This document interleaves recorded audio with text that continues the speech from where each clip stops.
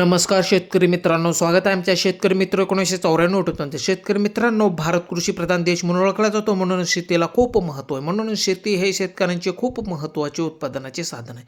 शेतकरी मित्रांनो, आज आपण कांद्याच्या विविध जातींविषयी माहिती बघणार आहोत. तर शेतकरी मित्रांनो, असेच शेतीविषयक नवनवीन व्हिडिओ बघण्यासाठी चॅनलला जर सबस्क्राईब केले नसेल तर चॅनलला सबस्क्राईब करा. तर चला जाणून घेऊया. शेतकरी मित्रांनो, बसवंत 780 खरीप आणि रब्बी दोन्ही हंगामासाठी योग्य गडद लाल रंगाचे आणि मध्यम ते मोठ्या आकाराचे कांदे असतात. त्यानंतर आहे N53 खरीप हंगामासाठी ही जात योग्य आहे. त्यानंतर शेतकरी मित्रांनो आहे पुसा रेड मध्यम आकाराचे गोलाकार आणि मध्यम तिखट असतात. त्यानंतरची जात आहे भीमा किरण लाल कांद्यासाठी एक सुप्रसिद्ध जात आहे.